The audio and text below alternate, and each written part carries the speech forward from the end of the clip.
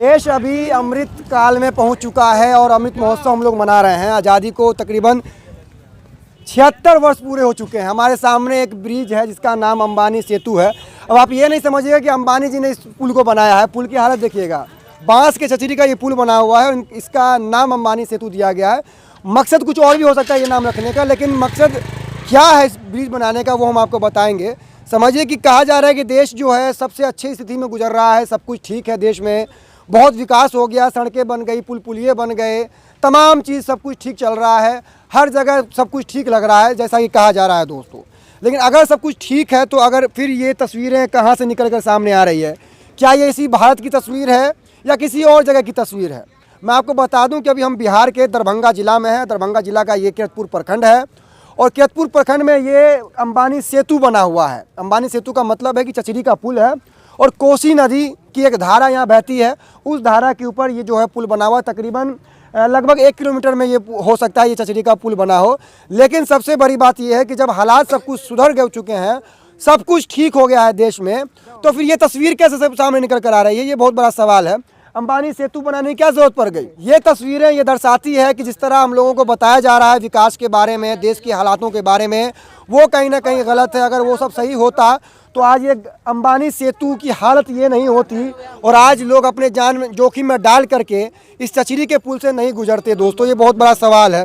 अब जरा हालत देखिएगा, आपको मैं दिखाता हूँ।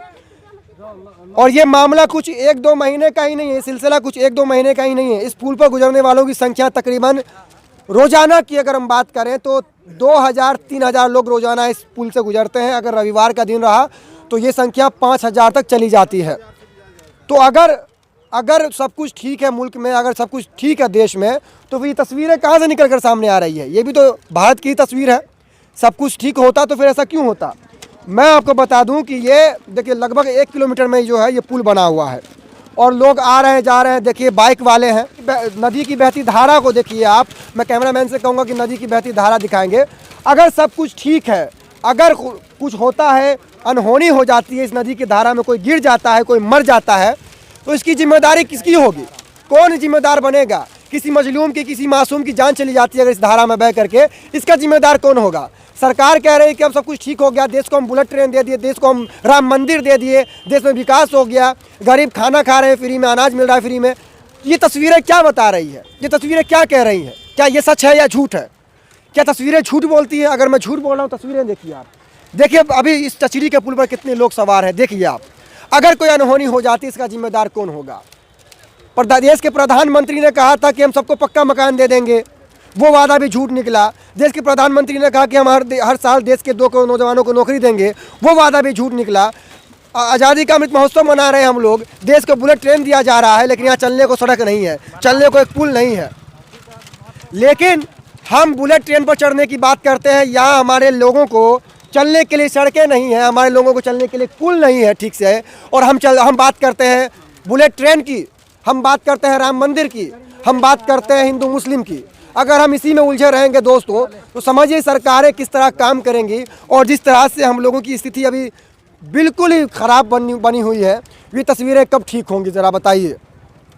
अमृत महोत्सव मना रहे हैं हम लोग, पूरे देश ने अमृत महोत्सव मनाया, लेकिन समझिए कि जो लोग इस चचरी के पुल से गुजरे होंगे, उन लोगों ने कैसा अमृत महोत्सव मनाया होगा। उनके लिए अभी भी वो हालत जो है आज़ादी से पहले से भी बदतर हो चुकी है। आज़ादी को 76 साल हो गए, अंग्रेज चले गए, लेकिन अभी भी जो मिलना चाहिए यहाँ के लोगों को वो अभी तक नहीं मिल चुका है। अभी भी यहाँ के लोग जो है गुलाम बने हुए हैं, सड़क नहीं है चलने को, पुल नहीं है चलने को, लोग बर्बाद हैं, लोग परेशान हैं, लोग बेचैन रहते हैं। लोगों के दिलों में खौफ घुसा हुआ है कि कभी भी कोई अनहोनी हो सकती है, हमारे बच्चे दुर्घटनाग्रस्त हो सकते हैं, हमारे बच्चे इस नदी में गिर कर बह सकते हैं। लेकिन सरकार कह रही है कि हम आपको बुलेट ट्रेन दे रहे हैं। सरकार राम मंदिर पर बात करती है और सरकार हिंदू मुस्लिम पर बात करती है, और सरकार की नज़रें हिंदुस्तान, पाकिस्तान और चीन पर रहती है। दोस्तों बताइए क्या ज़रूरी है देश के लिए? देश के लिए ज़रूरी पुल है, देश के लिए ज़रूरी सड़क है, या देश के लिए ज़रूरी पाकिस्तान का मुद्दा है, या फिर बुलेट ट्रेन है? हमारा देश गांव प्रधान देश है। एक गांव को दूसरे गांव से जोड़कर हमारा देश बना है दोस्तों। शहरों से ज़्यादा हमारे देश में गांव है, और गांव के लोगों की स्थिति इस तस्वीर से आप समझ लीजिए। ये मामला सिर्फ यहीं का नहीं है, ये मामला सिर्फ किरतपुर का ही नहीं है, ये मामला सिर्फ घनश्यामपुर का ही नहीं है, ये मामला सिर्फ दरभंगा का ही नहीं है, ये मामला हर उस राज्य का है जिस राज्य में गांव है दोस्तों।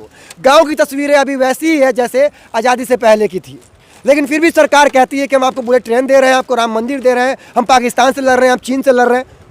सब मामले फ्लॉप हैं दोस्तों। गांव विकास हुआ या फिर सिर्फ शहर का विकास हुआ है? सिर्फ शहर का विकास होगा। गांव का विकास रहता तो ये पुल रहता। ये पुल नहीं रहता। पुल नहीं रहता। गांव का कुछ भी विकास नहीं हुआ।